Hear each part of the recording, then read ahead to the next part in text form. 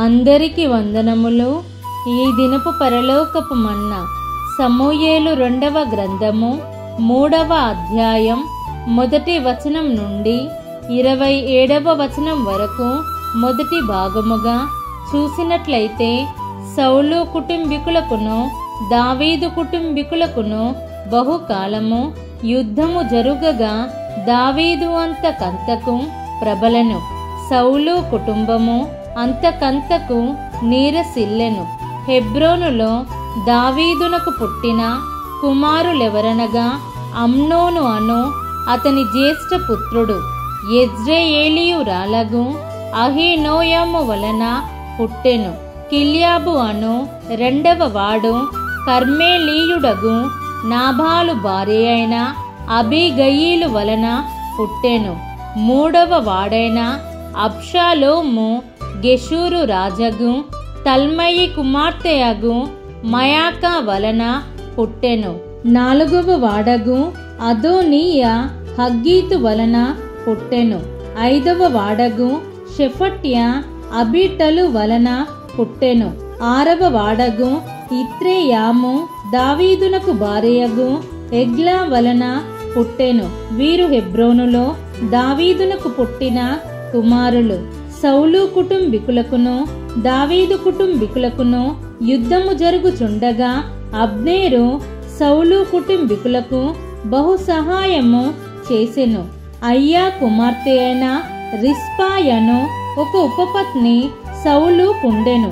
నా తండ్రికి ఉపపత్ని అగు దానిని నీవెందుకు కూడితివని ఇష్బోషెతు అబ్నేరును అడుగగా, అబ్నేరును ఇష్బోషెతు అడిగిన మాటకు బహుగా కోపగించుకొని, నిన్ను దావీదు చేతికప్పగింపక నీ తండ్రి అయిన సౌలు ఇంటి వారికిని అతని సహోదరులకును అతని స్నేహితులకును ఈవేళ ఉపకారము చేసిన నన్ను యూదా వారికి చేరిన కుక్కతో సమానునిగా చేసి ఈ దినమున ఒక స్త్రీని బట్టి నా మీద నేరము మోపుదువా? యెహోవా దావీదునకు ప్రమాణము చేసిన దానిని అతని పక్షమున నేను నెరవేర్చని ఎడల దేవుడు నాకు గొప్ప అపాయము కలుగజేయునుగాక. సౌలు ఇంటి వారి వశము కాకుండా రాజ్యమును తప్పించి దాను మొదలుకొని బేర్షేబా వరకు దావీదు సింహాసనమును ఇశ్రాయేలు వారి మీదను యూదా వారి మీదను నేను స్థిరపరచెదనెను. కావున ఇష్బోషెతు అబ్నేరునకు భయపడి ఇక ఏ మాటయు పలుకలేకపోయెను. అబ్నేరు తన తరపున దావీదు నొద్దకు దూతలను పంపి, ఈ దేశము ఎవరిది? నీవు నాతో నిబంధన చేసిన ఎడల నేను నీకు సహాయము చేసి ఇశ్రాయేలు వారినందరినీ నీ తట్టు త్రిప్పెదనని వర్తమానము పంపగా, దావీదు మంచిది, నేను నీతో నిబంధన చేసిదను. అయితే నీవు ఒక పని చేయవలెను. నా దర్శనమునకు వచ్చినప్పుడు సౌలు కుమార్తె అగు మీకాలును నా యొద్దకు తోడుకొని రావలెను, లేదా నీకు దర్శనము దొరకదనెను. మరియు దావీదు సౌలు కుమారుడగు ఇష్బోషెతు నొద్దకు దూతలను పంపి ఫిలిస్తీయులలో 100 మంది ముందొల్లను తెచ్చి, నేను పెళ్లి చేసుకొనిన మీకాలును నాకప్పగింపుమని చెప్పుడనగా, ఇష్బోషెతు దూతలను పంపి లాయిషు కుమారుడగు పల్తీయేలు అను దాని పెనిమిటి యుద్ధ నుండి మీకాలును పిలువనంపెను. దాని పెనిమిటి బహూరీము వరకు దాని వెనుక ఏడ్చుచూ రాగా, అబ్నేరు నీవు తిరిగి పొమ్మనెను గనుక అతడు వెళ్ళిపోయెను.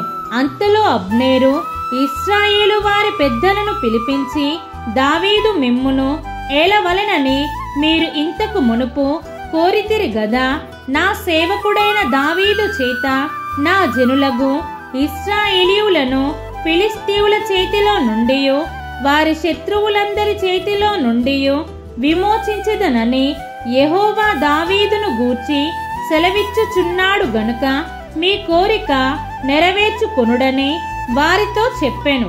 మరియు అబ్నేరు బెన్యామీనీయులతో అలాగున మాటలాడిన తరువాత హెబ్రోనునకు వచ్చి ఇశ్రాయేలు వారి దృష్టికిని బెన్యామీనీయులందరి దృష్టికిని ప్రయోజనమైన దానిని దావీదునకు పూర్తిగా తెలియచేసెను.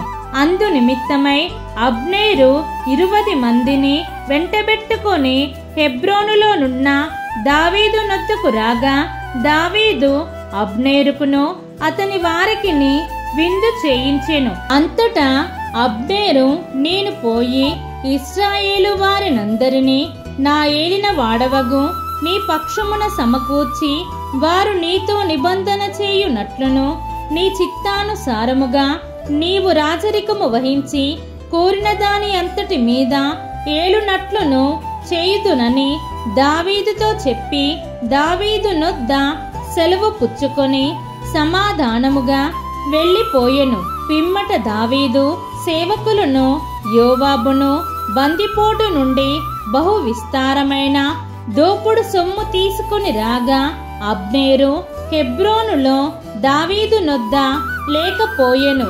దావీదు అతనికి సెలవిచ్చి యున్నందున అతడు సమాధానముగా వెళ్ళిపోయి ఉండెను. అయితే యోవాబును అతని యొద్దనున్న సైన్యమును వచ్చినప్పుడు నేరు కుమారుడగు అబ్నేరు రాజు నొద్దకు వచ్చెననియో రాజు అతనికి సెలవిచ్చి పంపెననియో అతడు సమాధానముగా వెళ్ళిపోయెననియో తెలుసుకొని యోవాబు రాజు నొద్దకు వచ్చి చిత్తగించుము, నీవు ఏమి చేసితివి?